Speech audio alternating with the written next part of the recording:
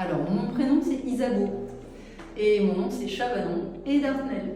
Vous ne connaissez pas parce que en fait à la fac je m'appelle plutôt Isabeau Chabanon, mais je m'appelle aussi Dartnel. Mon métier c'est l'enseignement et j'enseigne maintenant à l'université Paul Valéry, mais j'ai enseigné moi aussi en lycée professionnel. J'ai enseigné la sérigraphie et des arts appliqués. Donc mon métier c'est ça, c'est enseigner et ça va des arts à les théories, l'épistémologie des sciences de l'information et de la communication, aux méthodes d'enquête, et aussi l'architecture. Enfin voilà, je suis une enseignante qui touche un peu à différents domaines. J'ai envie de dire, je pense en fait à un surnom qu'on me donnait quand j'étais au collège. Un copain m'avait appelé Dynamo, donc je pense que dynamique, voilà, quelque chose de l'ordre de la vitesse, des fois de l'empressement, hein, ça peut être un défaut, très bien, mais des fois ça peut être aussi un peu trop d'impulsion, un peu trop de dynamique, et des fois ça aide. Aide, entraide, c'est un truc par contre sur lequel voilà, qui est très important pour moi, l'entraide. Je suis une grande sœur d'une famille nombreuse et ce rôle de grande sœur est très important pour moi. Le troisième, ça serait l'envie de rire, voilà, l'envie aussi de légèreté, voilà, je suis quelqu'un de sérieux et de rigoureux, mais j'aime beaucoup aussi que les choses se passent dans la bonne humeur, dans le rire, voilà, avec un peu de légèreté.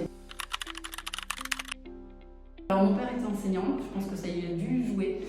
J'aimais la passion avec laquelle mon père me racontait aussi l'école, donc très attachée à ça. Je trouve que c'est dans l'école, ce qui est intéressant, c'est le côté relationnel en fait.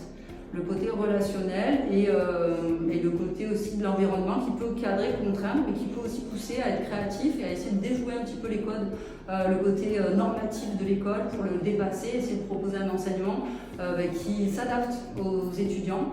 Voilà, quelque chose d'un peu plus innovant que ce que je pourrais faire si juste je donnais mon cours de la même manière chaque semaine, chaque année, voilà. Oui, en tant que femme. Oui, parce que je suis maman de 3 enfants et que j'ai travaillé dans un atelier en contact avec des solvants qui sont donc toxiques et j'ai pas pu travailler dans l'atelier parce que j'étais enceinte à un moment donné. En fait, je ne m'attendais pas à avoir cette réaction en face de moi parce que j'étais considérée comme étant malade alors que j'étais enceinte en fait. J'étais enceinte, il fallait que je me protège, c'est une certitude là-dessus, on était d'accord là-dessus. Il ne fallait pas que le bébé soit intoxiqué par des solvants. Mais voilà, donc ça c'est un moment très très dur de ma carrière. Mais c'est pas grave parce que ça m'a permis de changer justement. Ouais, qu'on nous confie un cours et le créer de toutes parts. Donc du début jusqu'à la fin, ça m'a bien plu.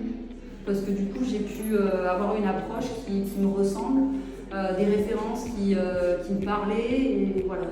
Et puis il n'existait pas quoi, je l'ai inventé. Qu'elle fasse ce qu'elle veut.